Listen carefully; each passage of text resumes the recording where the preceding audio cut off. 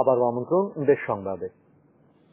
প্রস্তাবিত 2021-22 অর্থবছরের বাজেটে করোনার কারণে নতুন দরিদ্রদের যথাযথ তথ্য না থাকার পাশাপাশি তাদের উন্নয়নের বিষয়ে সঠিক কোনো দিক নির্দেশনা নেই বলে মনে করছেন অর্থনৈতিক বিশ্লেষকরা। তারা বলছেন, সম্প্রসারণশীল কর নীতি পরিহার করে রক্ষণশীলতা বজায় রাখার ফলে তৈরি হবে বৈষম্য।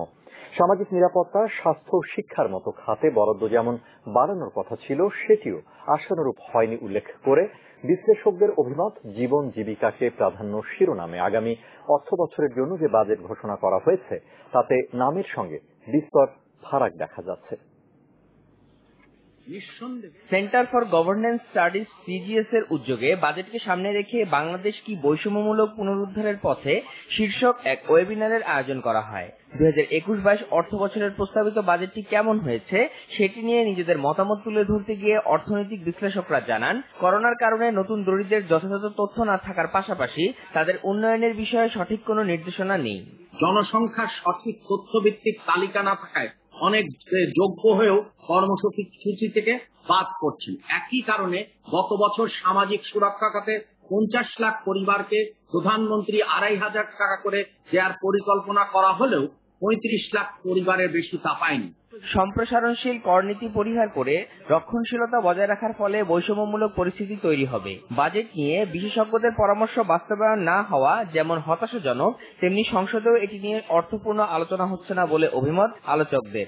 একদিকে যখন বলা হচ্ছে যে আপনি কর দিতে আসেন, আপনি আইন কানুন সহজ করার কথা বলছেন, সিম্পল করছেন, তখন অন দ্য আদার হ্যান্ড যে লোক কর দেয় না, যে ফাঁকি দিয়েছে, যে কালো টাকার মালিক, তাকে আপনি 10% কর দিয়ে ইয়ে করছেন, তাহলে আপনি মানে কি আপনি ইনডাইরেক্টলি ওই লোকের কর দাতা হতে নিরুৎসাহিত করছেন। গণতান্ত্রিক দেশগুলোতে এবং আমাদের মতো যে সমস্ত দেশ যেখানে এখনো এই বাজেট আসলে সকলের অংশগ্রহণ কিংবা সকলের জন্য সবকিছু এখানে থাকে না, এই প্রক্রিয়াটা অত্যন্ত গুরুত্বপূর্ণ, কিন্তু আমরা সেটি দেখি না। সামাজিক নিরাপত্তা, স্বাস্থ্য ও শিক্ষার মতো খাতে বরাদ্দ যেমন বাড়ানোর দরকার ছিল, সেটিও আশানুরূপ হয়নি বলে মনে করেন তারা।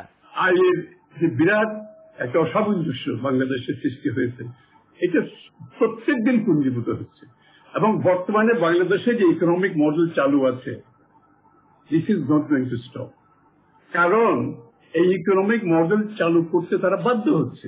তবে পরিকল্পনা মন্ত্রী এম এ মান্নান জানান, দারিদ্র্য দূর করতে আশ্রয়ণ প্রকল্পের পাশাপাশি ঘরে ঘরে বিদ্যুৎ, সুপেয় পানি পৌঁছে দেওয়ার মতো কাজ করছে সরকার, যা বাস্তবায়ন হলে সুফল দেখা যাবে।